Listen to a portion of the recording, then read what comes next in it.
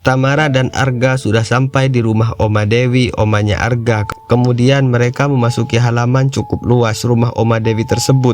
"Ini rumahnya Mas Arga?" tanya Ara. "Iya," kata Arga singkat. Lalu mereka keluar dari mobilnya Arga, langsung masuk ke dalam tanpa menunggu Ara.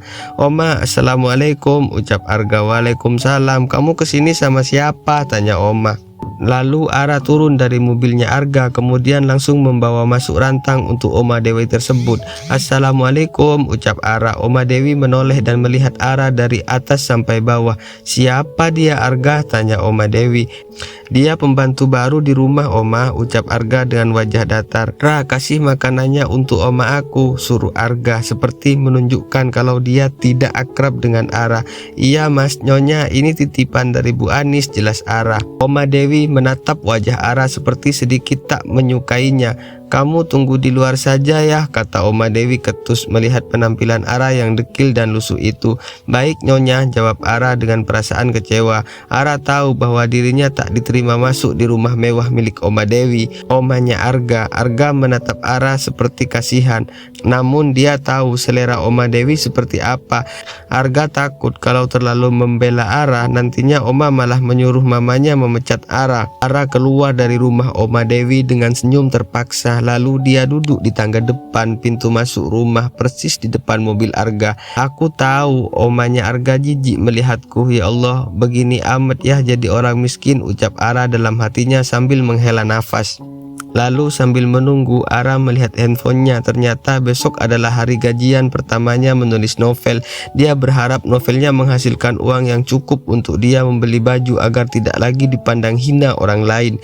"Semoga ada rezeki untukku dan keluargaku. Kalau melihat pembaca dan retensi sih sudah mencukupi dapat bonus dan juga gaji," gumam Ara.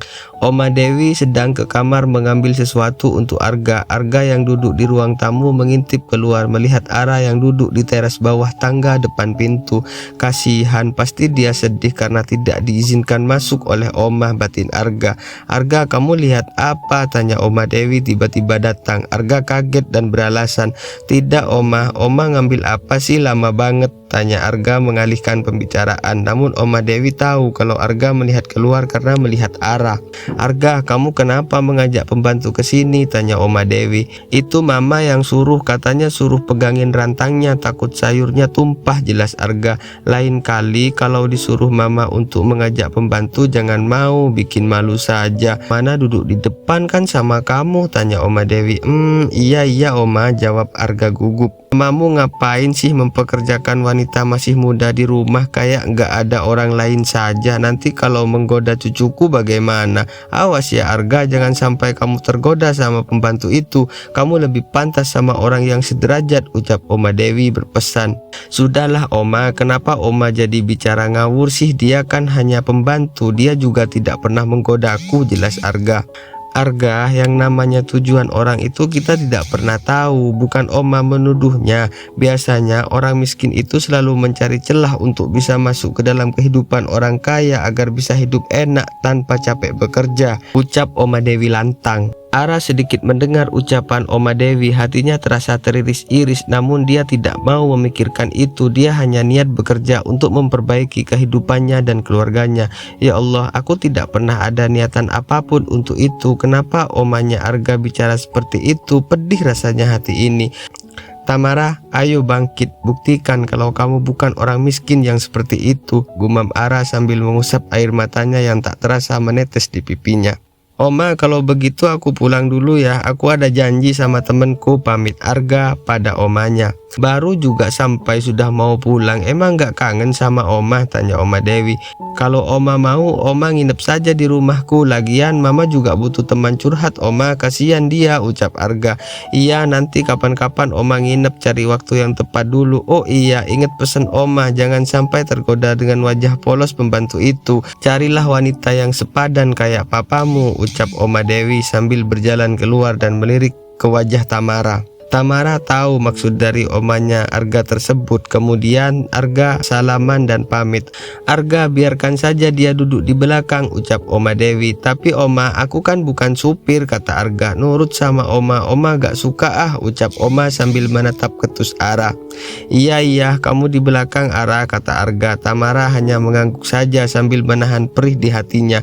Namun dia tahan jangan sampai terlihat sedih. "Nyonya, saya pulang dulu," pamit Ara. Namun Oma Dewi hanya melihat tanpa menjawab. Kemudian Ara masuk mobil di belakang. "Hati-hati sayang, ingat pesan Oma," teriak Oma Dewi. Di perjalanan menuju rumah, Ara diam saja melihat ke arah jendela mobil. Arga bingung harus ngomong apa, dia kehabisan kata-kata.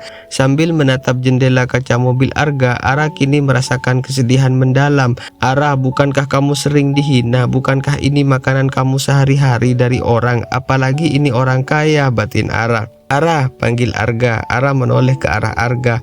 "Iya Tuan Arga," jawab Ara. Arga kaget karena tiba-tiba Ara memanggilnya Tuan, padahal sebelumnya sudah panggil Mas. "Kenapa panggil Tuan lagi?" ucap Arga. "Maaf Tuan, saya tidak mau dikira macam-macam. Tuan kan majikan saya," ucap Ara. Membuat Arga merasa bersalah karena Ara sudah mendengar ucapan Oma Dewi. "Maaf ya, omaku memang seperti itu, jangan dimasukin ke dalam hati," kata Arga. "Tidak apa-apa Tuan, saya sudah biasa kok diperlakukan seperti itu," ucap Ara sedikit tersenyum agar Arga tidak lagi bertanya. Sampai di rumah, Ara langsung menuju dapur karena rumah sepi. Mungkin Bu Anis sedang beristirahat di kamarnya. Sampai kamar, Ara terus terbayang ucapan pedas omanya Arga.